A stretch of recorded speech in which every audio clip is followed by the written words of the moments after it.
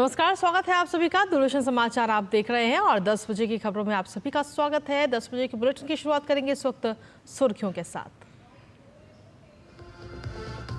ममता सरकार की वादाखिलाफी के विरोध में 6 जूनियर डॉक्टर अनशन पर बैठे। काम पर लौटे डॉक्टर भी भूखे रहकर कर रहे हैं ड्यूटी।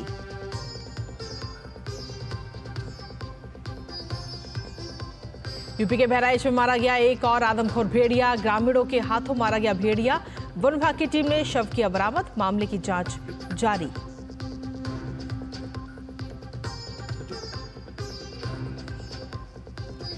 मुंबई के चैंबूर इलाके में बड़ा हादसा। दुकान में लगी भीषण आग। एक ही परिवार के 7 लोगों की मौत। अग्निशमन विभाग ने आग पर पाया काबू।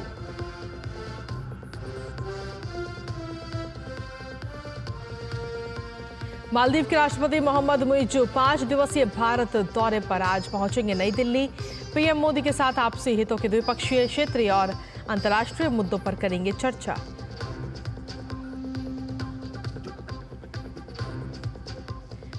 अंतर्राष्ट्रीय खबरों में गजा में एक मस्जिद पर इजरायली हवाई हमले में 18 लोगों की मौत, दर्जनों जख्मी। वहीं इजरायल के हमलों से हिला बैरूत और त्रिपोली। लेबनान ने जवाबी कार्रवाई करते हुए उत्तरी इजरायल पर दागे रॉकेट। और खेल की खबरों में महिला T20 क्रिकेट विश्व कप में आज भारत और पाकिस्तान होंगे आमने सामने। भारत को होगी अपनी पहली जीत की तलाश।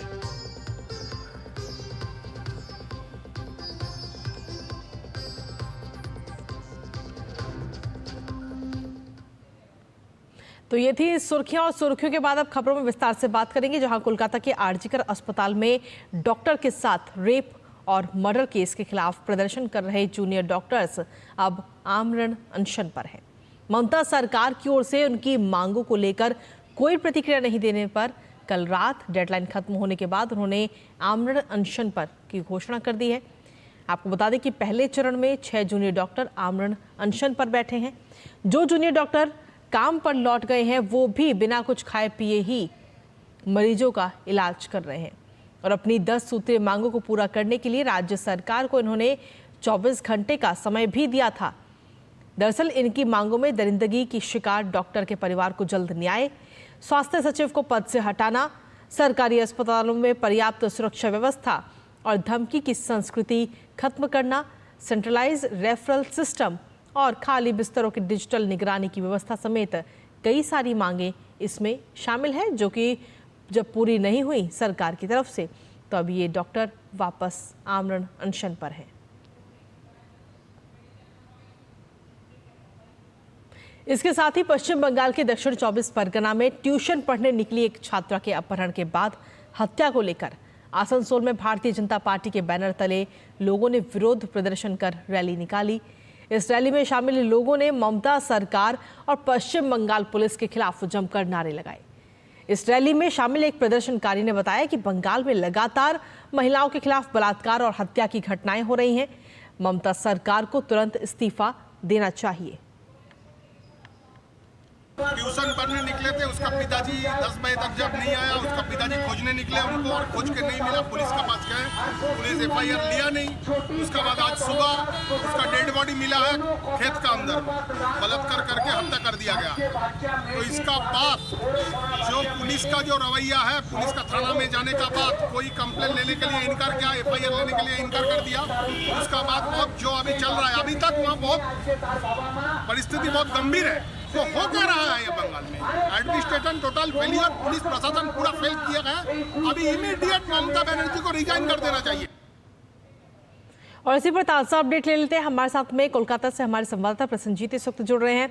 अब प्रसन्नजीत, अगर देखा जाए तो पश्चिम बंगाल की जब हम बात करते हैं तो वहां पर डॉक्टर वाला जो निंदनीय घटना सामने आई थी, वो मामला अभी तक शांत भी नहीं हुआ है। डॉक्टर एक बार फिर से आमरण अनशन पर है। लेकिन वहीं दूसरी तरफ अगर देखा जाए तो बच्चियां, जो महिलाएं हैं, वो वाकई सुरक्षित नहीं है। हाँ कृतिका, देखिए ये तो सही है, लेकिन ममता बनर्जी अपना पूजा उद्घाटन की जो सूची है उस सूची में लगी हुई है। वो हर दिन 10 से 15 दुर्गा पंडाल का उद्घाटन जारी रखी है। उनका कोशिश ये है कि लोगों की जो ये जो महिलाओं की सुरक्षा के बारे में सोच है, इस सोच से बाहर निकाल के सब लोग इस तरह की एक सेलिब्रेशन में निकल पड़े कि उनके ऊपर जो दबाव है वो दबाव कम हो जाए और पूरे लोग भूल जाए कि किस तरह से आरजी कौर में उस लेडी डॉक्टर के साथ क्या किया गया था, या उत्तर 24 परगना में एक बच्ची के साथ क्या किया गया था, और कल दक्षिण 24 परगना में एक बच्ची के साथ क्या किया गया है। तो ये सब कुछ लोगों के दिमाग से भुलाने के लिए ये कोशिशें जो है वो ममता बनर्जी की तरफ से किया जा रहा है। और मैं बता दूं कि ये जो डॉक्टर अभी आमरण अनशन में है, ये काफी दबाव है सरकार के ऊपर, क्योंकि अदालत के सामने, सुप्रीम कोर्ट के सामने बताया गया था कि 15 अक्टूबर तक जो मांगे हैं डॉक्टर का वो सारे पूरा किया जाएगा। जबकि आज से, कल से, मतलब सैटरडे, शनिवार से पूरे की प्रदेश सरकार करीब 16 से 17 दिन छुट्टी पे है दुर्गा पूजा की बहाने। तो इस समय पे काम होना, या वहां पे टॉयलेट बनाना, या वहां पे रेस्ट रूम बनाना, या वहां पे बाकी सब कुछ करना, ये नामुमकिन है। मुझे पता नहीं और डॉक्टर को भी पता नहीं है कि ये 15 अक्टूबर की जो डेडलाइन वो किस हिसाब से दिया गया था, और इसीलिए दबाव बरकरार रखने के लिए डॉक्टर आमरण अनशन पे बैठे हुए हैं। ये काफी खतरनाक है। आप जानते हैं कि अनशन की ये जो प्रक्रिया है, ये जो डॉक्टर बैठे हुए हैं, इनका शरीर के ऊपर क्या बीते, या जो डॉक्टर काम पे भी है, जो ओपीडी में है, जो इमरजेंसी सर्विस में है, जो एसेंशियल सर्विस में है, वो भी कह रहा है कि वो बिना खाए पिए वो भी मरीजों की इलाज करेंगे। तो ये अगर चलता रहे तो ये काफी खतरनाक है। उसका नतीजा क्या होगा हमें पता नहीं है। और ये तो ऐसी स्थिति है कि सरकार लोगों को भुलाने की चक्कर में है, और जनता जो है वो जनता अपने आप सुरक्षा की मांग, ये दोनों आमने सामने है। कृतिका जी, प्रसन्नजीत, अगर देखा जाए तो इन डॉक्टर्स ने इस आमरण अनशन से पहले 24 घंटे का वक्त भी सरकार को दिया था, और वो 24 घंटे का वक्त भी पूरा हो गया, यानी कि डेडलाइन भी पूरी हो गई। उसके बावजूद भी जो उनकी जो मांगे हैं, प्रमुख मांगे हैं, वो पूरी नहीं हुई हैं। हाँ कृतिका, ये कैसे हो सकता है? ये कभी नहीं हो सकता। 24 घंटा क्या, वो 240 दिन दे दीजिए, फिर भी सरकार की तरफ से एक तो सरकार की इच्छा नहीं है, कि जो विल पावर होनी चाहिए वो विल नहीं है, तो नहीं हो सकता, पहली बात। दूसरी बात है कि जो इसके लिए जो पैसा जरूरी है वो सरकार के पास नहीं है, क्योंकि डोल पॉलिटिक्स के कारण डेवलपमेंटल काम करने के लिए सरकार के पास पैसा नहीं है। और तीसरी बात यह है कि ये जो सारे मेडिकल कॉलेज एंड हॉस्पिटल है, यहाँ का जो इंफ्रास्ट्रक्चर है, इस इंफ्रास्ट्रक्चर का कोई ऑडिट नहीं हुआ कि कहां पे इस तरह की टॉयलेट बनाना चाहिए, कहां इस तरह से रेस्ट रूम बनाना चाहिए, कोई ऑडिट नहीं हो पाया अभी तक। तो इसीलिए अदालत के सामने जो कुछ भी बताया जा रहा है वो झूठा बताया जा रहा है, झूठा वादा किया जा रहा है। ये डॉक्टर को पता है, क्योंकि डॉक्टर ग्राउंड लेवल पर काम कर रहा है, और इसीलिए उनको पता है कि क्या हो सकता है, क्या नहीं हो सकता है, और अदालत के सामने क्या झूठा बयान दिया जा रहा है। तो इसीलिए उन्होंने आमरण अनशन में चले गए हैं कि सरकार के ऊपर दबाव रहे, और लोगों की मन में भी ये सोच रहे कि हमारी जो पीड़िता है, उन पीड़िता को अभी तक न्याय नहीं मिल पाया। और ऊपर से दक्षिण 24 परगना की ये 10 साल की या 9 साल की लड़की, उनका भी इस तरह से एक मौत हो गया है कल। जी कृतिका, चलिए, फिलहाल बहुत बहुत शुक्रिया प्रसन्नजीत, तमाम जानकारी और अपडेट्स हमारे साथ साझा करने के लिए। इसी के साथ चलिए खबरों में आगे बढ़ते हैं, जहां भारतीय वायुसेना के लिए आज गौरव का दिन है। आज आपको बता दें कि 92वें वायुसेना दिवस के इस खास मौके पर भारतीय वायुसेना आज चेन्नई के मरीना बीच पर एक मेगा एयर शो का आयोजन करने जा रही है। इस एयर शो में तंजावुर, ताम्बरम, अरकोणम, सुलूर और बेंगलुरु से भारतीय वायुसेना के करीब 72 विमान इसमें हिस्सा लेंगे। 21 साल बाद चेन्नई वायुसेना दिवस समारोह की मेजबानी करेगा। वायुसेना का कौशल दिखाने वाले इस एयर शो में स्वदेश निर्मित लाइट कॉम्बैट एयरक्राफ्ट तेजस, MiG-29, सुखोई 30, MKI जैसे तमाम फाइटर जेट इसमें हिस्सा लेंगे। इनके अलावा सारंग हेलीकॉप्टर डिस्प्ले टीम और सूर्यकिरण एरोबेटिक्स टीम भी हवा में अपना हुनर दिखाएगी। साथ ही लाइट कॉम्बैट हेलीकॉप्टर प्रचंड और advanced light helicopter Dhruve MK4 भी इसमें हिस्सा लेंगे।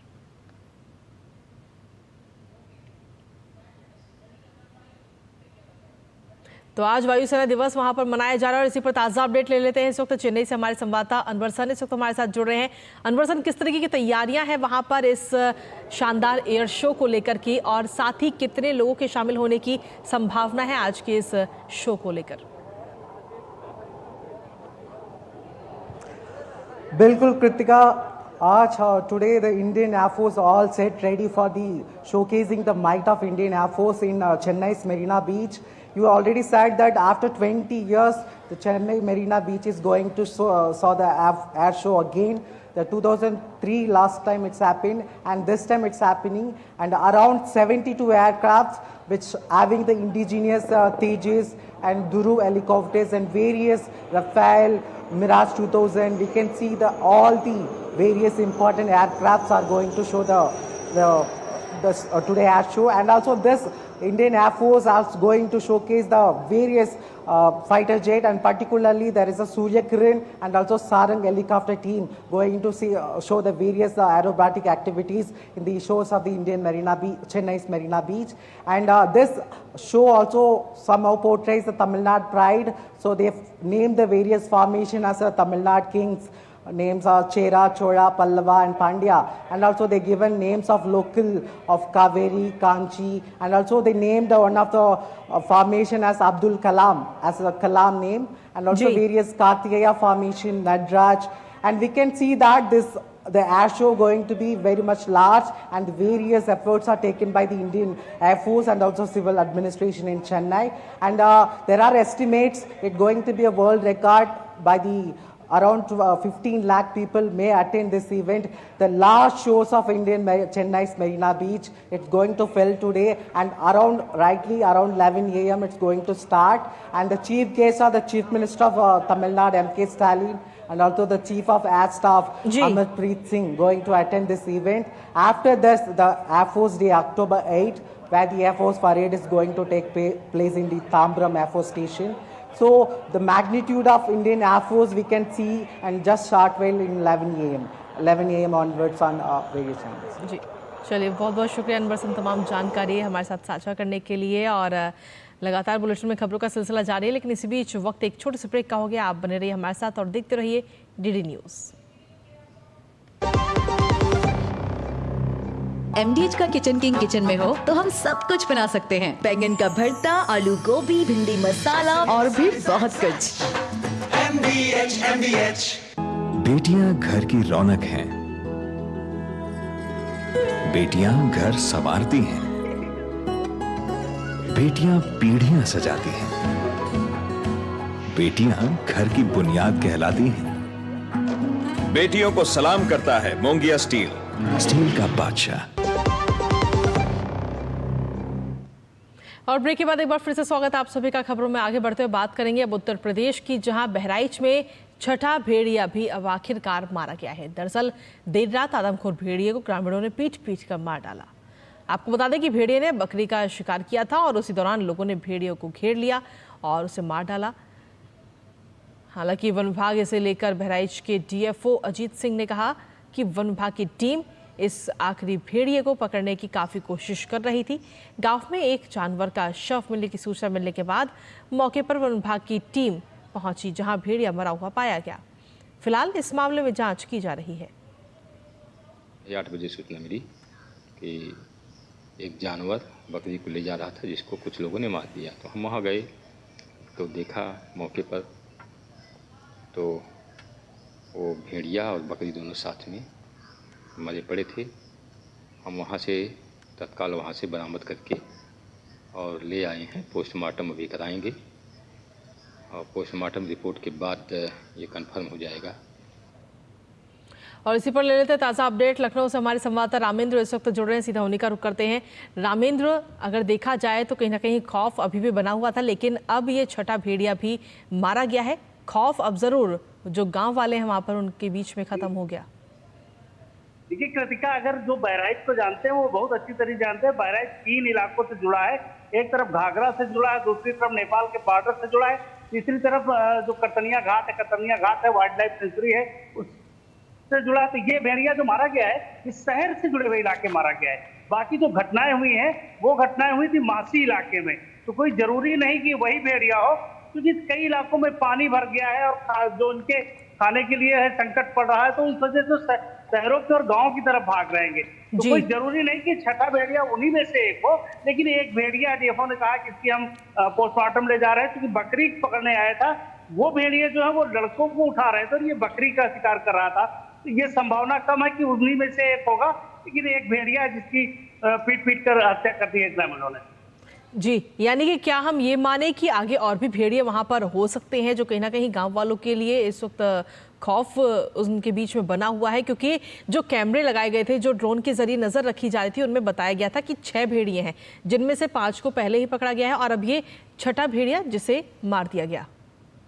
ये जो एरिया है ये करीब 40 किलोमीटर दूर है। दोनों जो घटना स्थल है जो 40 किलोमीटर की दूरी पर एक शहर के किनारे है और दूसरा मैसी के जो घाघरा नदी का किनारा था वो था। देखिए भेड़िया कई है, लेकिन जो चिन्हित किए गए थे वो 6 भेड़िए ये थे कि समूह में रह रहे हैं, तो जो मानव का शिकार कर रहे हैं, जो बच्चों का शिकार कर रहे हैं, ये भेड़िए हो सकते हैं। तो भेड़ियों की संख्या वहां अनगिनत है। वो जंगल का एरिया है जो बहराइच को लोग जाते हैं, जंगल का एरिया पूरा जंगल से जुड़ा हुआ है, तो भेड़िए वहां ठीक है, कोई जरूरी नहीं हो सकता। अभी वन विभाग की समझ लाएगा कि परिस्थितियां क्या है। चलिए, फिलहाल बहुत बहुत शुक्रिया रामेंद्र, तमाम जानकारी और अपडेट्स हमारे साथ साझा करने के लिए। और इसी के साथ में चलिए अब खबरों में आगे बढ़ते हुए बात करेंगे अब मुंबई की, जहां चैम्बूर इलाके की एक दुकान में अचानक लगी आग में 2 बच्चों समेत 7 लोगों की मौत हो गई है। इस हादसे में 2 लोग झुलस गए हैं, जिनकी हालत काफी गंभीर बताई जा रही है। आपको बता दें कि ये भीषण हादसा सुबह करीब 5:15 पर सिद्धार्थ कॉलोनी में हुआ। सभी मृतक एक ही परिवार के हैं। यह हादसा तब हुआ जब परिवार के सभी सदस्य सोए हुए थे। आग की सूचना मिलते ही दमकल विभाग की टीम वहां मौके पर पहुंची और पीड़ितों को रेस्क्यू किया गया। फिर उन्हें राजावाड़ी अस्पताल ले जाया गया, जहां चिकित्सकों ने उन्हें मृत घोषित कर दिया। इसी पर ताज़ा अपडेट ले लेते हैं। हमारे साथ में श्यामा इस वक्त हमारे साथ जुड़ गए हैं फोन लाइन पर। श्यामा, इस हादसे को लेकर अगर बात की जाए तो क्या इस हादसे के पीछे की वजह अभी तक सामने आ पाई है कि आखिर ये आग किन कारणों से लगी? अभी तक ये जो रीजन है वो सामने नहीं आया है, बट अमूमन हम देखते हैं कि ऐसे जो घटनाएं होती हैं और जिस तरीके से ये भी घटना हुई है कि इलेक्ट्रिकल पूरी जो इंस्टॉलेशन है, वायर वगैरह सब में आग लगी है, तो मुख्यतः रीजन शॉर्ट सर्किट ही होता है। पर अभी तक अधिकृत रूप से इसकी जो वजह है वो नहीं बताई गई है। लेकिन बहुत ही दुर्भाग्यपूर्ण घटना है कि एक ही परिवार के सभी सदस्य हैं ये, और इनमें बच्चे भी हैं। आपने अगर देखा होगा तो इसमें 6 साल की भी बच्ची है, 15 साल का भी बच्चा है और 10 साल के भी बच्चे हैं, और साथ ही आप देखिए तो पूरा ही परिवार है जो मृत घोषित कर दिया गया है। 5 बजे सुबह का समय था जब ये घटना इंसिडेंट जो है रिपोर्ट की गई। उसके बाद में लगातार इस आग को बुझाने का कार्य जारी है, और घटनास्थल पर भी काफी बड़ी संख्या में यहाँ पर fire brigade, DFO, fire engine, ये सभी वहाँ पर मौजूद हैं, और जो लेबर्स हैं वो भी वहाँ पर मौजूद हैं। और पहले तो जो इनिशियल विजुअल्स आए थे उसमें आप देखिए तो ग्राउंड पे शॉप है और उसे खोलने की कोशिश की जा रही थी, जो कि पूरी तरीके से अंदर से आग की जो लपेटें हैं वो निकल रही थी, और बड़ी मुश्किल से फायर ब्रिगेड को भी इसके ऊपर इसमें अंदर जाना पड़ा। और आप देखें तो ग्राउंड, क्योंकि ये ऐसी स्ट्रक्चर्स बनाई जाती हैं कि एक के ऊपर एक ही अपने आप बनाते जाते हैं जी, और बहुत मुश्किल हो जाता है जी। चलिए, फिलहाल शुक्रिया श्यामा तमाम जानकारी और अपडेट्स हमारे साथ साझा करने के लिए। और इसी के साथ चलिए खबरों में आगे बढ़ लेते हैं। मालदीव के राष्ट्रपति मोहम्मद मुइज़ू आज से 10 अक्टूबर तक भारत के दौरे पर रहेंगे, जहां 4 महीनों में नई दिल्ली की ये उनकी दूसरी यात्रा होगी। मुइज़ू की ये भारत की पहली द्विपक्षीय यात्रा होगी। इससे पहले वो जून 2024 में प्रधानमंत्री नरेंद्र मोदी के शपथ ग्रहण समारोह में शामिल होने के लिए नई दिल्ली आए थे। विदेश मंत्रालय ने एक बयान में कहा कि अपनी यात्रा के दौरान मुइज़ू राष्ट्रपति द्रौपदी मुर्मू से मुलाकात करेंगे और पीएम मोदी के साथ आपसी हितों के द्विपक्षीय, क्षेत्रीय और अंतर्राष्ट्रीय मुद्दों पर चर्चा करेंगे। मोहम्मद मुइज़ू मुंबई और बेंगलुरु भी जाएंगे, जहां वो बिजनेस इवेंट्स में शामिल होंगे। वहीं विदेश मंत्री डॉक्टर एस जयशंकर ने अरुणाचल प्रदेश में चीनी घुसपैठ की रिपोर्ट का खंडन किया है और कहा कि वास्तविक नियंत्रण रेखा पर भारत की मजबूत गश्त लगातार चल रही है।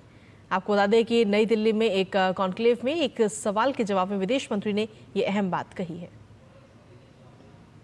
Arunachal Pradesh, we are very robust in our patrolling to the LAC, and I can tell you that, you know, in terms of our patrolling in the LAC, there's been no major change in the border. I mean, last 5-10 years, maybe even longer. और चलिए bulletin में आगे बढ़ते हुए बात अब करते हैं उत्तर प्रदेश की, जहां मुख्यमंत्री योगी आदित्यनाथ आज प्रयागराज के दौरे पर रहेंगे।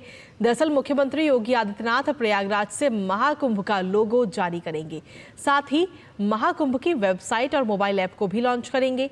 इसके अलावा संस्थाओं को जमीन व सुविधाएं दिए जाने के लिए बनाए गए ऑनलाइन पोर्टल का भी वो शुभारंभ करेंगे। तो वहीं प्रयागराज के ICC सभागार में सीएम योगी महाकुंभ 2025 के कार्यों की समीक्षा बैठक भी करेंगे। महाकुंभ 2025 उत्तर प्रदेश के प्रयागराज में लगने जा रहा है और इसके मद्देनजर प्रशासन की तमाम तैयारियां जोरों से चल रही हैं। और वहीं उत्तर प्रदेश में आगामी त्योहारों को देखते हुए राज्य भर के पुलिस कर्मियों की छुट्टियों पर फिलहाल रोक लगा दी गई है। पुलिस कर्मियों की छुट्टियों पर रोक अगले 1 महीने तक रहेगी। उत्तर प्रदेश के DGP प्रशांत कुमार ने इस संबंध में एक सर्कुलर जारी कर कहा कि दुर्गा पूजा, दशहरा, दिवाली और छठ पूजा को देखते हुए पुलिस कर्मियों की छुट्टियां रद्द कर दी गई हैं। सर्कुलर के अनुसार इस महीने के 8 अक्टूबर से 8 नवंबर तक पुलिस कर्मियों की छुट्टियों को रद्द कर दिया गया है।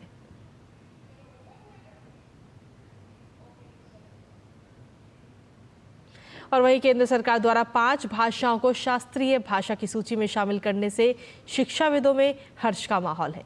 केंद्रीय संस्कृत विश्वविद्यालय के बौद्ध दर्शन और पाली विभाग के डॉक्टर प्रफुल्ल गढ़पाल ने केंद्र सरकार के इस फैसले का स्वागत करते हुए केंद्रीय मंत्रिमंडल और प्रधानमंत्री का आभार जताया है। यह निश्चित रूप से एक ऐतिहासिक अवसर है और इसके कारण समस्त पाली प्रेमियों में बहुत ही हर्ष की लहर फैल चुकी है।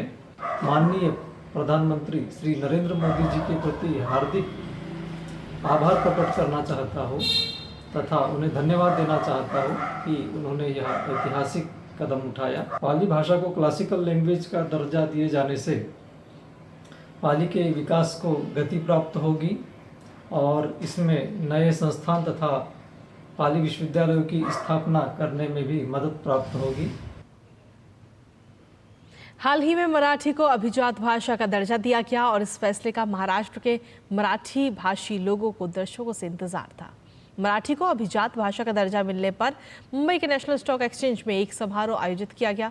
इस दौरान वहां मौजूद लोगों से खास बातचीत की हमारे संवाददाता विशाल बैरिस्टो ने, आपको सुनाते हैं। किसी भी मराठी व्यक्ति से अगर आप पूछेंगे आज के दिन कैसा लग रहा है तो कोई भी यही कहेगा कि बहुत अच्छा लग रहा है। आज तो आंखों में आंसू भी आ रहे थे, खुशी के आंसू। ये बहुत ऐतिहासिक मौका है, लेकिन साथ ही साथ हमारी जिम्मेदारियां भी बढ़ गई है। मुझे लगता है कि नए पीढ़ी के लिए और मराठी भाषा आगे भी उसी स्थान पे रहने के लिए जो कोशिश करनी चाहिए वो युवा पीढ़ी ने करनी चाहिए। मुझे लगता है कि आज हम इस युग में रहते हैं कि हम किसी एक भाषा का सिनेमा नहीं देखते, हम अनेक भाषा के सिनेमा अपने, हमें जो भाषा में सुनना है, हमें जो भाषा में समझ आता है वो सिनेमा हम देखते हैं। मुझे लग रहा है कि मराठी सिर्फ महाराष्ट्र की या एक भारतीय भाषा नहीं है और क्लासिकल भाषा का दर्जा मिलने के बाद ये सिद्ध होता है and again it's proven that Marathi is now not just Indian language but it has the power to become a global language. इसके साथ ही विदेश राज्य मंत्री पवित्रा मार्गरेट ग्रेनेडा की यात्रा पर हैं और मार्गरेट ने ग्रेनेडा के प्रधानमंत्री डिकॉन मिशेल से मुलाकात की है। वहीं विदेश राज्य मंत्री ने ग्रेनेडा की गवर्नर जनरल टेम सेसिल ला ग्रेनेड से भी मुलाकात की और गर्मजोशी भरे स्वागत के लिए उनका आभार भी जताया। वहीं भारतीय जनता पार्टी द्वारा देश भर में सशक्त भाजपा विकसित भारत नाम से पार्टी सदस्यता अभियान चलाया जा रहा है और इसी कड़ी में उत्तर प्रदेश के शाहजहांपुर जिले में बड़ी संख्या में जनता ने भाजपा की नीतियों से प्रभावित होकर पार्टी की सदस्यता ग्रहण की है। आइए देखते हैं ये रिपोर्ट। यूपी के शाहजहांपुर जिले के चौक मंडल युवा मोर्चा द्वारा घंटा घर पर सदस्यता अभियान चलाते हुए एक कैंप का आयोजन किया गया, जिसमें मुख्य अतिथि के तौर पर प्रदेश सरकार में वित्त एवं संसदीय कार्य मंत्री सुरेश खन्ना शामिल हुए। इस दौरान वित्त मंत्री ने सैकड़ों लोगों को भाजपा की सदस्यता ग्रहण कराई। इस मौके पर वित्त मंत्री ने कहा कि भाजपा आज देश की सबसे बड़ी और सबसे लोकप्रिय पार्टी है, जिसके द्वारा सशक्त भाजपा, विकसित भाजपा नाम से बड़ा सदस्यता अभियान चलाया जा रहा है। इस अभियान में अब तक 2 करोड़ से ज्यादा लोगों ने भाजपा की सदस्यता ग्रहण की है। उन्होंने कहा कि प्रधानमंत्री मोदी और मुख्यमंत्री योगी के कार्यों से प्रभावित होकर बड़ी संख्या में लोग भाजपा की सदस्यता ग्रहण कर रहे हैं। दुनिया की सबसे बड़ी पार्टी भारतीय जनता पार्टी का सदस्यता अभियान चल रहा है। ये सेकेंड फेज जो 2 अक्टूबर से लेकर 15 अक्टूबर तक चलेगा और 16 अक्टूबर से सक्रिय सदस्य बनाए जाएंगे। मुझे बहुत खुशी है कि आज मुझे भी इसमें पब्लिकली इसमें शामिल होने का अवसर मिला है। मैं लगातार जिस दिन से शुरू हुआ है, मैंने शुरू किया था गोरखपुर से और अभी लगातार मेंबरशिप मैं करने जा रहा हूँ। लोग स्वेच्छा से बड़े पैमाने पर मेंबर बन रहे हैं। आज भी सैकड़ों मेंबर सुबह से बन चुके हैं। ये कैंप यहाँ इसीलिए लगाया गया चौक मंडल की ओर से कि यहाँ पर सार्वजनिक रूप से जो लोग भारतीय जनता पार्टी का मेंबर बनना चाहते हैं वो बन सकते हैं। भाजपा का सशक्त भाजपा विकसित भारत अभियान पूरे देश भर में 2 अक्टूबर से 15 अक्टूबर तक चलाया जा रहा है। Bureau report, DD news. और वही खबरों में आगे बढ़ेंगे, लेकिन उससे पहले रुकेंगे छोटे से ब्रेक के लिए। आप बने रहिए हमारे साथ। अब आया असली स्वाद। अब आया स्वाद। जब स्वाद के पड़े हो लाले तो MDH का चंकी चाट मसाला डालें। MDH का चंकी चाट मसाला। MDH। बात जब पीढ़ियों के लिए बनने वाले घर की हो तो जिम्मेदारी बड़ी हो जाती है। गैलेंट समझता है ये जिम्मेदारी। अब डबल M रिब्स के साथ गैलेंट एडवांस TMT रीबार, निर्माण का रियल हीरो। और ब्रेक के बाद एक बार फिर से स्वागत आप सभी का। खबरों में आगे बढ़ते हुए बात करेंगे अब मध्य प्रदेश की, जहां डॉक्टर मोहन यादव सरकार सुशासन और विकेंद्रीकरण का नया मॉडल प्रस्तुत कर रही है। और यही कारण है कि सरकार नीतिगत निर्णय केवल राजधानी भोपाल से ही नहीं बल्कि राज्य के निचले इलाकों में जाकर भी लेने का काम कर रही है। रानी दुर्गावती की जयंती के अवसर पर शनिवार को मध्य प्रदेश कैबिनेट की बैठक बुंदेलखंड के दमोह जिले के सुदूर अचल सिंगरापुर में हुई और आयोजित की गई, जहां पर बैठक में कई महत्वपूर्ण फैसले लिए गए। 5 अक्टूबर को वीरांगना रानी दुर्गावती की 500वीं जयंती मनाई गई। सीएम मोहन यादव की सरकार ने शनिवार को बुंदेलखंड के दमोह जिले के सिंग्रामपुर में कैबिनेट बैठक आयोजित की। ये कैबिनेट बैठक भोपाल के सचिवालय में न होकर दलपत शाह और रानी दुर्गावती की स्मृतियों को सहेजे सिंग्रामपुर में हुई। ये कैबिनेट बैठक रानी दुर्गावती को समर्पित की गई। दरअसल सिंग्रामपुर दमोह जिले की तहसील जबेरा के अंतर्गत आने वाली एक ग्राम पंचायत है, जिसकी दूरी दमोह मुख्यालय से लगभग 54 किलोमीटर और जबलपुर जिले से लगभग 51 किलोमीटर है। सिंग्रामपुर गोंड शासक राजा दलपत शाह एवं रानी दुर्गावती की राजधानी रही है। सिंग्रामपुर के समीप ही रानी दुर्गावती का किला है, जो सिंगौरगढ़ किले के नाम से प्रसिद्ध है। सिंग्रामपुर में ही राजा दलपत शाह की समाधि स्थल एवं रानी दुर्गावती की विशाल प्रतिमा स्थापित है। शनिवार को सिंग्रामपुर में हुई कैबिनेट बैठक के बाद एक सभा के दौरान राज्य की सरकार ने 1 करोड़ 29 लाख लाडली बहनों के खाते में 1574 करोड़ रुपए अंतरित किए। वहीं 55 लाख से अधिक सामाजिक सुरक्षा पेंशन योजना के हितग्राहियों को 332 करोड़ 71 लाख रुपए की राशि अंतरित की गई। 24 लाख से अधिक लाडली बहनों को उज्ज्वला योजना के तहत गैस सिलेंडर रिफिल के लिए 28 करोड़ की राशि अंतरित की गई। इसके साथ ही 547 करोड़ 49 लाख रुपए के विकास कार्यों का लोकार्पण और शिलान्यास भी हुआ। हमारे विरोधी कहते हैं सरकार लुटा रही है। सरकार क्यों लुटा रही है? अरे भाई, तुमने तो कभी दिया नहीं। तुमको तो सदैव लाडली बहनों की योजना में शंका ही शंका मिलती थी। तुमको जब हम बोलने खड़े होते या हमारी बात आती है तो तुम्हारी छाती पे सांप लौटता है। तुम हमेशा उसके बारे में प्रश्न खड़ा करते हो। लेकिन ये हमारी भाजपा की सरकार है। अब हमारी सरकार में जो जुबान दिए, एक एक घोषणा को सही सिद्ध करके रहेंगे। कभी इस तरह की योजना में कोई कमी नहीं आएगी। 1250 नहीं, आने वाले समय में तो लखपति बहनें बनाएंगे, लखपति बहनें। सिंग्रामपुर में हुई बैठक में मध्य प्रदेश कैबिनेट ने कई महत्वपूर्ण निर्णय लिए। वीरांगना रानी दुर्गावती के जन्मशती के अवसर पर श्री अन्न प्रोत्साहन योजना के तहत किसानों को प्रति हेक्टेयर 3,900 रुपए की अतिरिक्त राशि देने का फैसला लिया गया। वीरांगना रानी दुर्गावती की जन्म जयंती के दिन जो हमारी एक महत्वपूर्ण योजना है, उसका नाम रानी दुर्गावती जी के नाम से श्री अन्न प्रोत्साहन योजना। इसमें प्रति हेक्टेयर 3900 रुपए की अतिरिक्त राशि किसान को दी जाएगी और इसका रकबा बढ़ाने का फैसला भी जो लक्ष्य है वो 1 लाख हेक्टेयर तक पहुंचाने का आज फैसला किया है। राजधानी से निकलकर विभिन्न अंचलों में जाकर नीतिगत निर्णय लेने का ये कोई पहला मामला नहीं है। इससे पहले भी डॉक्टर मोहन यादव की सरकार राज्य के महाकौशल अंचल के जबलपुर में कैबिनेट बैठक कर चुकी है। जबलपुर में हुई बैठक भी रानी अवंतीबाई लोधी और रानी दुर्गावती को समर्पित थी। देश में नवरात्र चल रहे हैं और मध्य प्रदेश की सरकार ने राज्य की माताओं और बहनों को विभिन्न योजनाओं के तहत हितलाभ वितरित कर दिए हैं। मध्य प्रदेश की सरकार ने दशहरे पर्व को भी धूमधाम से मनाने का फैसला किया है। हर जिले में शस्त्र पूजन करने का निर्णय लिया है। लिहाजा सभी मंत्रियों और विधायकों को ये कहा गया है कि वो अपने प्रभार वाले जिलों में रहें या फिर अपनी अपनी विधानसभाओं में आयोजित होने वाले कार्यक्रमों में शामिल हों। कैमरामैन चंद्रमोहन के साथ आदित्य श्रीवास्तव, डीडी न्यूज़, भोपाल।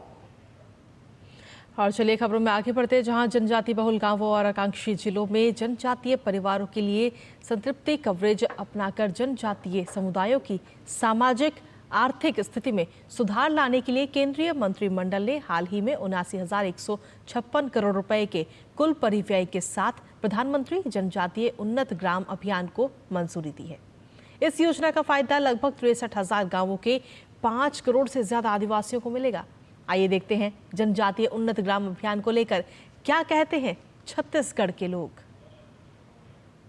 प्रधानमंत्री उन्नत ग्राम योजना के तहत जो देश में जो चालू किए हैं, तो हमारे बीजापुर क्षेत्र जो आदिवासी का पिछड़ा हुआ क्षेत्र है, तो यहाँ के लोगों को प्रधानमंत्री उन्नत ग्राम योजना के तहत एक अच्छा लाभ मिलेगा। पीएम नरेंद्र मोदी की जो योजना है उनके विकास, सर्वांगीण विकास के लिए जिस तरह से बताया गया है, उससे लग रहा है कि निश्चित तौर पर आदिवासियों के विकास में वो सहायक होगा। प्रधानमंत्री जनजातीय उन्नत ग्राम योजना के तहत जो योजना लॉन्च किया प्रधानमंत्री जी ने, इससे कहीं ना कहीं आकांक्षी जिलों में जो आदिवासी समाज निवास रहते हैं उनको आज पर्यंत तक भी जो बुनियादी ढांचे जो मिलना चाहिए था उससे कहीं ना कहीं वंचित थे। निसंदेह ही इस योजना से चाहे वो शिक्षा का हो, स्वास्थ्य हो या फिर रोजगार, आर्थिक सशक्तिकरण, इस पर पूरा लाभ आदिवासी समाज इसका उठाएगा। पीएम उन्नत ग्राम योजना के तहत इस आदिवासी बीजापुर बहुल्य क्षेत्र में जो प्रधानमंत्री ने एक अच्छी योजनाएं हमारे लिए निकाले हैं, इसके लिए मोदी जी का बहुत बहुत धन्यवाद देते हैं। और वहीं देश की सरहद को सुरक्षित रखने में सेना के जवान तो अपनी अहम भूमिका निभाते ही हैं, लेकिन सुरक्षा के साथ साथ आस्था भी इसमें अपनी विशेष भूमिका निभाती है। भारत पाकिस्तान सीमा के निकट 2 मंदिर ऐसे हैं जिनकी आस्था और चमत्कार के चर्चे दूर दूर तक फैले हैं। इनमें एक जैसलमेर जिले का तनोट माता मंदिर है, तो वहीं दूसरा मंदिर श्री गंगानगर जिले के श्री करणपुर इलाके की नग्गी बॉर्डर पर स्थित है। आइए देखते हैं इसी पर आधारित ये रिपोर्ट। श्री गंगानगर जिले के करणपुर इलाके का नग्गी गांव भारत पाकिस्तान सीमा से महज 1.5 किलोमीटर की दूरी पर है। सरहद पर दुर्गा माँ का मंदिर भी बना हुआ है जो आस्था का विशेष केंद्र है। इस मंदिर के स्थापना के बारे में बताते हुए पुजारी मोहनलाल ने बताया कि जब इस मंदिर का निर्माण हुआ तो वो सिर्फ 16 वर्ष के थे। उन्होंने बताया कि 1971 में भारत पाक युद्ध के दौरान 18 दिसंबर को युद्ध समाप्त हो गया था, लेकिन पाकिस्तान ने धोखा करते हुए 21 दिसंबर को एक बार फिर से आक्रमण कर दिया। जब पैरा बटालियन के 22 जवान दुश्मन पर आक्रमण के लिए बढ़ रहे थे तो पाकिस्तान द्वारा बिछाई गई माइन से 21 जवान शहीद हो गए, लेकिन एक जवान को माता ने दर्शन दिए और आगे का रास्ता दिखाया। ठीक इसी जगह पर सेना द्वारा मंदिर का निर्माण कराया गया और शहीद जवानों की याद में एक स्मारक भी बनाया गया। 3 ही घंटे की लड़ाई थी, ये हमारे इतिहास के अंदर वहाँ लिखा हुआ है। वो 3 बजे से लेकर और सुबह 6 बजे तक 3 घंटों में ये पूरा एरिया सर कर दिया था। हमारे जो 21 जवान जो शहीद हुए थे, इनका अंतिम संस्कार हमारे कल्याण भूमि कर्णपुर में किया गया है। छोटा मंदिर बना के, छोटी फोटो रख के, और वो तो चले गए। गाँव वालों को पता था उसी रात का भी वहाँ कोई ना कोई चमत्कार हुआ है।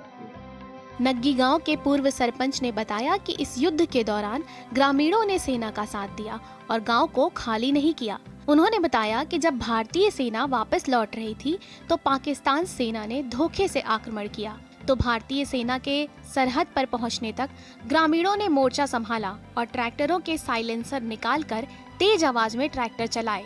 फिर दुश्मन को लगा कि भारतीय टैंक और सेना पहुंच गई है और 2 दिन तक दुश्मन को रोके रखा।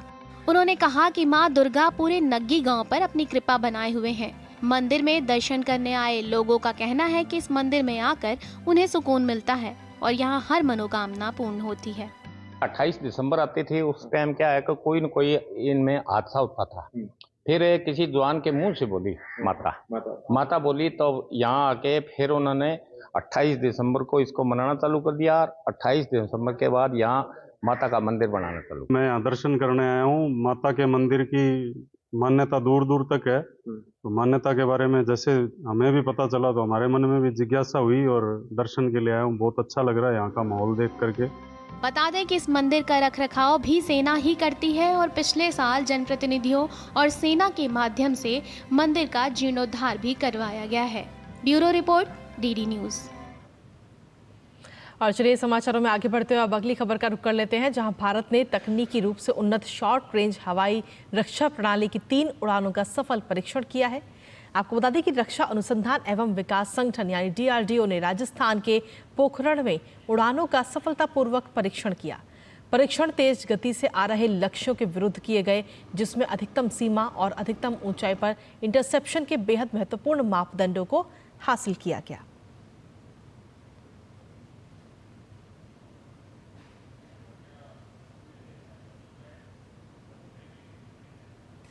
और डीडी न्यूज पर खबरों का सिलसिला यूं ही लगातार जारी। फिलहाल बुलेटिन में वक्त एक छोटे से ब्रेक का, बने रहिए हमारे साथ।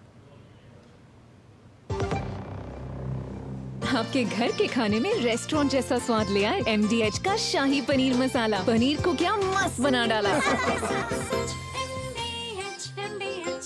बेटियां घर की रौनक हैं, बेटियां घर संवारती हैं, बेटियां पीढ़ियां सजाती हैं, बेटियां घर की बुनियाद कहलाती हैं। बेटियों को सलाम करता है मोंगिया स्टील, स्टील का बादशाह। सारी छुर्रियां भर देती हैं, दीवार हमवार कर देती हैं। तो पुट्टी भर ले, हाँ पुट्टी भर ले। वंडर वॉल पुट्टी दे एक परफेक्ट फिनिश।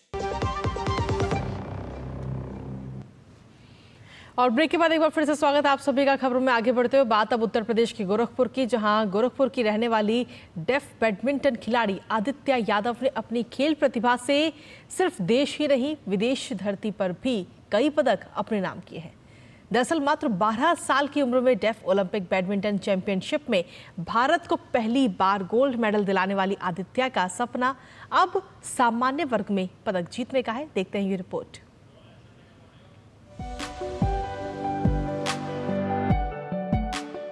जब दिल में कुछ कर गुजरने की चाहत हो तो हर चुनौती आसान बन जाती है। इस बात की मिसाल है गोरखपुर की रहने वाली डेफ बैडमिंटन खिलाड़ी आदित्य यादव, जिन्होंने अपनी प्रतिभा और हौसले के दम पर दुनिया भर में देश का नाम रोशन किया है। डेफ ओलंपिक में पदक विजेता आदित्य यादव का सफर बेहद चुनौतियों भरा रहा। हालांकि उनके सपनों को साकार करने में उनके पिता ने कोई कसर नहीं छोड़ी और उन्हें बैडमिंटन कोर्ट तक ले गए। अब उनका सपना है कि आदित्य आगामी डेफ ओलंपिक में फिर से पदक जीतें। आदित्य यादव बाय बर्थ ये सुन बोल नहीं सकती हैं। इनको काफ़ी दिक्कतें होती थी सिखाने में भी, हर चीज़ में इनको। और फिर धीरे धीरे मतलब ये खेलने के लिए मतलब इनका उत्सुकता ज़्यादा रहता था खेल के प्रति। तो फिर इन्होंने बैडमिंटन में अपना स्टेडियम जब भी हम शाम को जाते थे इनको लेके हम जाते थे और ये देख के अपना खेलना जैसे हम लोग खेलते थे तो ये बैठ के देखती थी, और फिर इनको धीरे धीरे मैंने रैकेट पकड़ाना शुरू किया और फिर इन्होंने खेलना स्टार्ट कर दिया था। प्रधानमंत्री राष्ट्रीय बाल पुरस्कार से सम्मानित आदित्य पीएम मोदी को अपना प्रेरणा स्रोत मानती हैं। उनका सपना है कि वे सामान्य श्रेणी में भी देश के लिए पदक जीतें। ये बोल रही हैं कि पीएम सर ने बोला कि और भी मेहनत करो, जिससे कि आगे आने वाले में इंडिविजुअल में भी गोल्ड मेडल लेके आओ। एकल स्पर्धा जो होती है उसमें भी मेडल लाने को बोला कि और भी मेहनत करो, और बोला कि पापा बोल रही हैं कि पापा बहुत मतलब स्ट्रिक्ट हैं, मार वो भी करते हैं, सुबह उठा के प्रैक्टिस कराते हैं, तो इन्होंने उनसे मेरी शिकायत भी किया था। हाँ, तो सर उन्होंने बोला, पीएम साहब ने बोला कि तभी तो तुमने गोल्ड मेडल को जीता हासिल किया है। आदित्य यादव के नाम कई उपलब्धियां दर्ज हैं। उन्होंने 12 साल की उम्र में ब्राजील में हुए डेफ ओलंपिक बैडमिंटन चैंपियनशिप में भारत को पहली बार गोल्ड मेडल दिलाया था। उन्होंने एशिया पैसिफिक खेलों में 5 पदक जीते हैं। 2023 में वर्ल्ड यूथ डेफ चैंपियनशिप में उन्होंने सिंगल, डबल और टीम इवेंट्स में मिलाकर कुल 5 पदक जीते थे। इतना ही नहीं, आदित्य ने अंडर 17 नेशनल खेलों में 3 बार चैंपियनशिप अपने नाम करने में सफलता हासिल की है। लखनऊ से विकास सिंह की रिपोर्ट, डीडी न्यूज।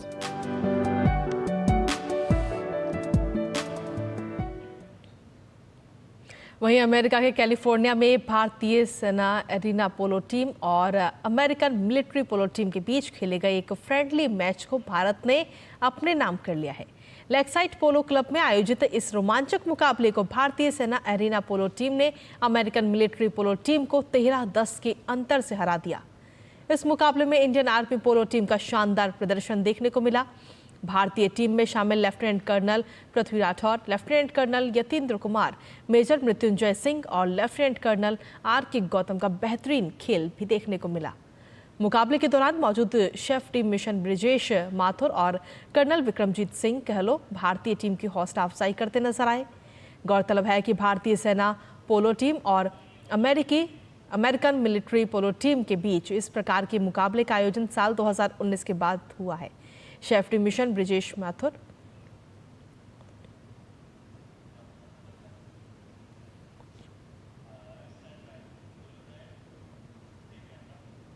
वहीं भारत और बांग्लादेश के बीच 3 मैचों की T20 क्रिकेट सीरीज की शुरुआत आज से हो रही है। सीरीज का पहला मुकाबला ग्वालियर में खेला जाएगा, जहां 14 साल बाद ग्वालियर को किसी इंटरनेशनल मैच की मेजबानी मिली है। T20 सीरीज से पहले खेले गए टेस्ट मैच में बांग्लादेश को हराकर आ रही टीम इंडिया की कोशिश इस टूर्नामेंट का आगाज जीत के साथ करने की होगी। वहीं भारत बांग्लादेश के बीच T20 फॉर्मेट में पिछले रिकॉर्ड की बात करें तो अब तक दोनों टीमें 14 बार आमने सामने हुई हैं, जिसमें भारत को 13 मैचों में जीत मिली है, तो वहीं एक मैच में बांग्लादेश भी विजयी रहा है। इस मुकाबले से पहले टीम में शिवम दुबे की जगह तिलक वर्मा को जगह मिली है। वहीं शिवम मैच से पहले प्रैक्टिस के दौरान चोटिल हो गए थे।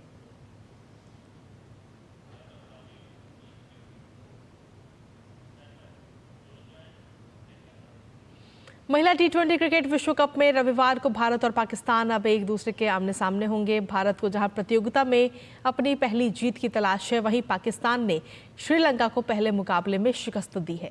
भारतीय टीम की कोशिश पाकिस्तान के खिलाफ मुकाबले को जीत अपने अभियान को तेजी देने की रहेगी।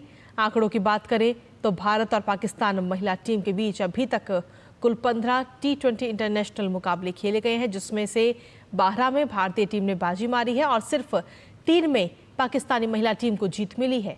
ऐसे में T20 में भारतीय टीम पाकिस्तान से कहीं आगे है और उसका पलड़ा भी फिलहाल भारी है। हिमाचल प्रदेश के धर्मशाला में धौलाधार पर्वत की ऊपरी चोटियां बर्फ से ढक चुकी हैं। पहाड़ों पर मौसम की पहली बर्फबारी देखने को मिली। आपको बता दें कि मैदानी इलाकों के साथ साथ पहाड़ी इलाकों में भी पोस्ट मॉनसून की बारिश हो रही है। बारिश और बर्फबारी की वजह से पहाड़ों पर ठंड बढ़ने लगी है। साथ ही मैदानी इलाकों में बारिश ने ठिठुरन भी बढ़ा दी है। और चलिए बुलेटिन में आगे बढ़ते हुए बात करते हैं अब नवरात्रि की, आदिशक्ति की आराधना की।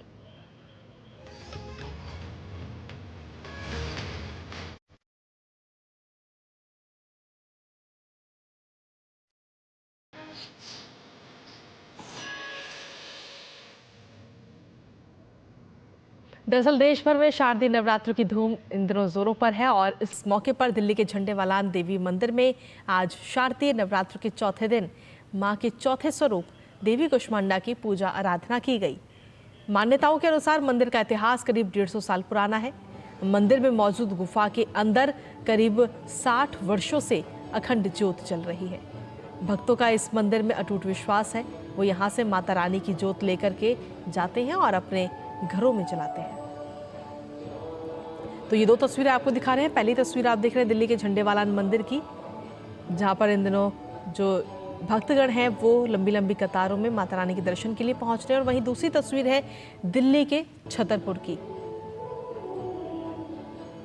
तो दिल्ली के छतरपुर मंदिर की अगर हम बात करें तो शारदीय नवरात्र के चौथे दिन मंदिर में शंखनाद कर देवी माँ की आरती और पूजा अर्चना आज की गई। सुबह से ही माँ के दर्शनों के लिए श्रद्धालुओं की भीड़ उमड़ रही है। वहीं माँ दुर्गा का चौथा भव्य स्वरूप माँ कुष्मांडा है। आज नवरात्रि के चौथे दिन इन्हीं की पूजा आराधना का विधान है। माँ कुष्मांडा की पूजा से अजय रहने का वरदान मिलता है।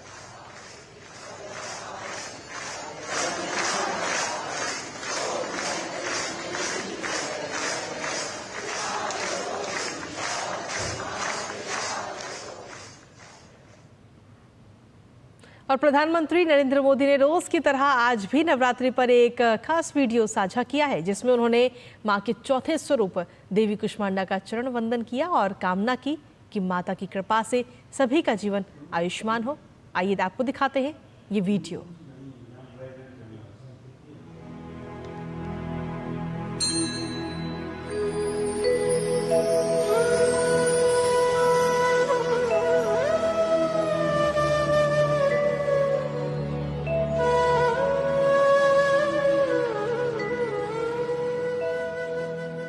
वन्दे वाञ्छित कामार्थे चन्द्रार्धकृत शेखरा। वन्दे वाञ्छित कामार्थे चन्द्रार्धकृत शेखरा। सिंहारूढा अष्टभुजा सिंहारूढा अष्टभुजा कुष्मांडा यशस्विनी।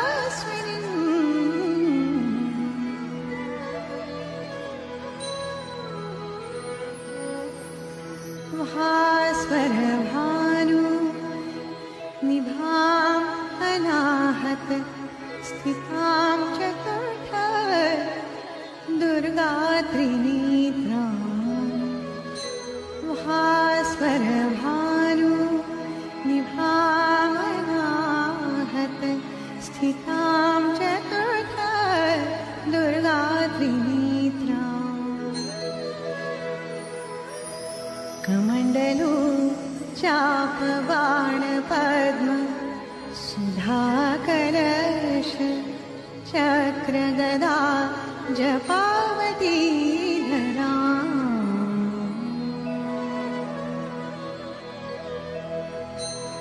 दुर्गतिनाशिनी त्वं हि दरिद्रादि विनाशिनी। जयन्दा धनदा जयन्दा धनदा कुष्माण्डे प्रणमाम्यहं प्रणमाम्यहम्।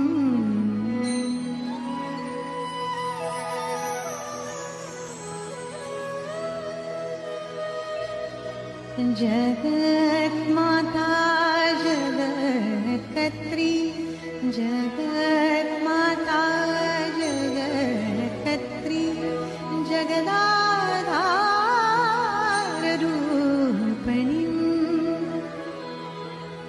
चराचरेश्वरी कुष्माण्डे प्रणमाम्यहम्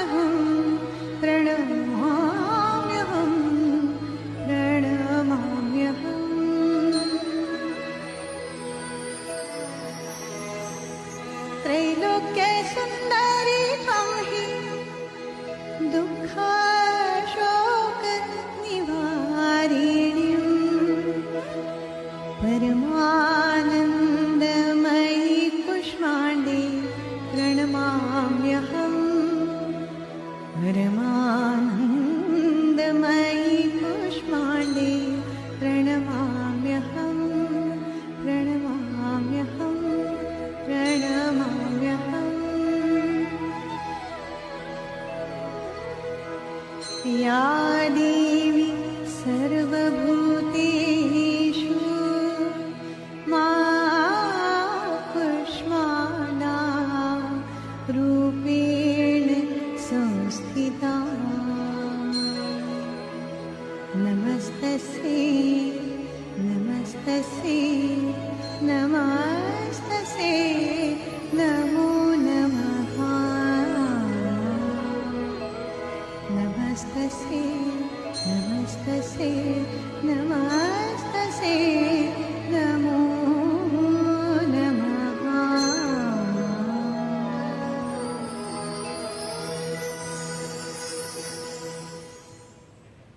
तो आज नवरात्रि का चौथा दिन है और चौथे दिन मां कुष्मांडा की पूजा आराधना आज मंदिरों में की जा रही है। इसी के साथ अयोध्या में नवरात्र उत्सव के दौरान रामलीला का भी आयोजन किया गया। रामलीला के तीसरे दिन रविवार को सीता स्वयंवर का मंचन किया गया। इसमें महाराज जनक के दरबार में भगवान श्री राम का आगमन और भगवान शिव के धनुष पिनाक को तोड़कर सीता का वरण किए जाने का अद्भुत दृश्य देखकर दर्शक भाव विभोर हो उठे। सभी ने श्री राम और माता सीता का जयघोष किया। रामलीला में माता सीता का किरदार मिस यूनिवर्स इंडिया रिया सिंघा ने निभाया। मुझे सीता जी का रोल निभाने मिला, जिसके लिए मैं बहुत ही ज़्यादा ग्रेटफुल हूँ। अयोध्या में पहली बार मैं यहाँ पे आई हूँ, लेकिन मुझे ऐसा लगा नहीं, क्योंकि इतने अच्छे लोग हैं यहाँ पे, बहुत ही दिल से अच्छे लोग हैं यहाँ। जैसे कि मैंने कहा पहली बार है अयोध्या में, लेकिन जब यहाँ पे मैं काम करने लगी तो मुझे ऐसा लगा कि मैंने पहले यहाँ काम किया हुआ है। मुझे लगता है मेरा ब्लेसिंग है सीता माँ का। रोल मिलना एक साइन था, क्योंकि अभी ही 1 महीने से भी कम टाइम बचा मेरा मिस यूनिवर्स जाने के लिए, इंडिया को रिप्रेजेंट करने के लिए। तो इससे ज़्यादा बेहतर मैं सोच ही नहीं सकती, इससे ज़्यादा हो सकते क्या है। और देश भर में नवरात्रि की धूम मची है। नवरात्रि शुरू होने के साथ ही गुजरात इन दिनों गरबा के रंग में रंग गया है। जामनगर में नवरात्र के अवसर पर पारंपरिक गरबा खेल स्वास्तिक रास किया गया। लोग गरबा खेलकर माता की आराधना करते हुए नजर आए।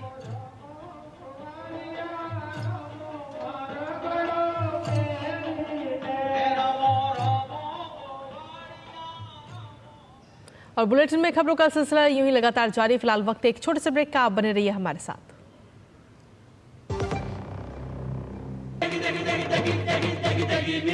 MDH की देगी मिर्च, देगी मिर्च का तड़का, अंग अंग फड़का। MDH की देगी मिर्च।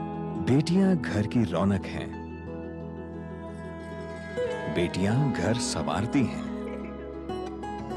बेटियां पीढ़ियां सजाती हैं, बेटियां घर की बुनियाद कहलाती हैं। बेटियों को सलाम करता है मोंगिया स्टील, स्टील का बादशाह।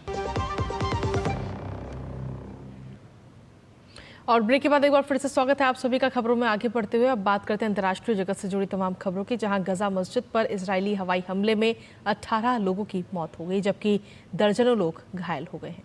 इसकी पुष्टि फिलिस्तीनी समाचार एजेंसी वफा ने की है।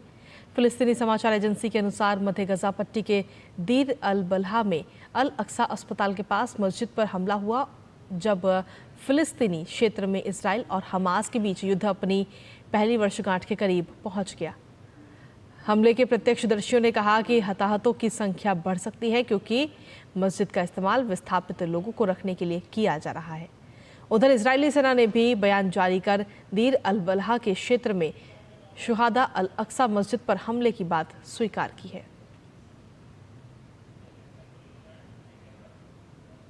मध्य पूर्व में इजराइल का लेबनान में ऑपरेशन और तेज हो चुका है। लेबनान में जारी इजरायली ऑपरेशन के बीच बड़ी खबर भी सामने आई है।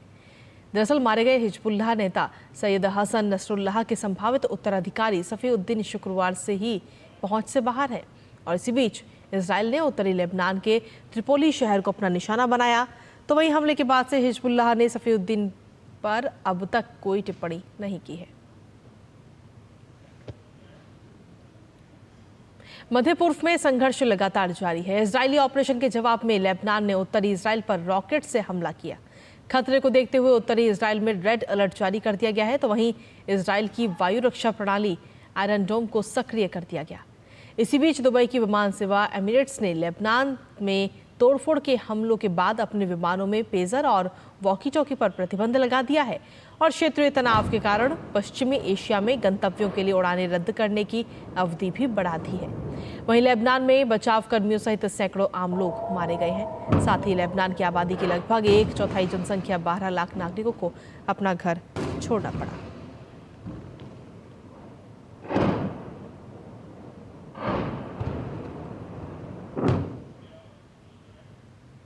और इसी के साथ फिलहाल मेरे साथ इस बुलेटिन में इतना ही। बाकी देश दुनिया से जुड़ी तमाम छोटी और बड़ी खबरों के लिए आप बने रहिए डीडी न्यूज़ के साथ। नमस्कार।